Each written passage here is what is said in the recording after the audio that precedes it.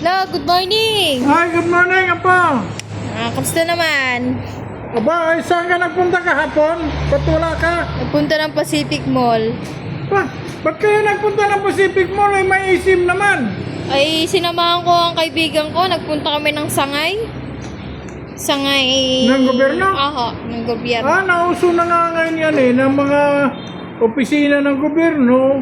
Nasa mga mall na, LTO, Foreign Affairs, Oh, yung mga kinukuha ng NSO. oh. Bakit naman? Nagpunta kayo doon?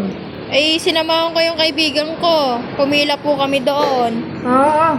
Tapos, edi, in-interview na ko yung kaibigan ko kasi nagka-aberya, minura ho. Minura? Oh, yun kayang mga yun ay may pinag-aralan.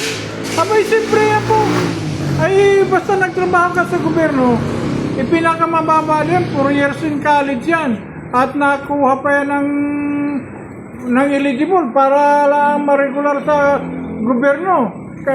Kaya mga degree holder yan, kung tatawagin, Apo. Ay, yun nga, law degree holder. May karapatan po silang murahin yung tao. Abay, hindi. Bawal na bawal yan. Bawal na bawal. Bawal magmumura ng kliyente. Lalo tigit nasa gobyerno kayo, nagtatrabaho.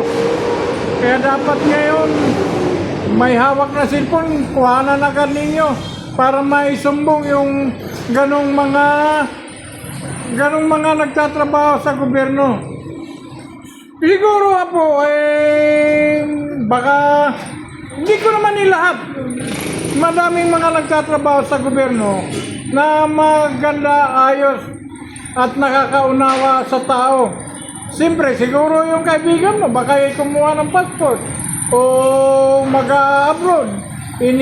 Siguro nahirapan dito kumuha ng trabaho. Kaya gayon, dapat ang kailangan doon, dahil yung nagtrabaho sa gobyerno ang nakapagtapos. Hindi ko naman sinabi na hindi nakapagtapos ang iyong kaibigan, pero baka nga hindi nakapagtapos. Pero dapat kung sino ang hindi nakapagtapos, siya ang higit na nakakaunawa. Lalo't higit, nasa gobyerno siya nagtrabaho. Huwag ka dapat magmumura. Ma'am, sir, sino ka man, huwag kayong magmumura. Ngayon, kung may pinagdaanan kayo sa sarili, may pinagdaanan kayo sa inyong bahay o kung saan man sa buhay ninyo, kung kaya mainit ang ulo niyo, pwede naman kayong mamsing. Huwag na muna kayong pumasok. Napakadelikadong magmumura ng kliyente. Oras na mabibidyohan kayo, kakasuhan kayo, matatanggal pa kayo sa inyong trabaho. Kaya hindi ibig sabihin na degree holder kayo, pwede na kayo magmura. Hindi pwede yan. Madaming nagtatrabaho sa gobyernong mga mababait at ayos makikita ko. So, yun lang. Yun lang mga sir at mga ma'am.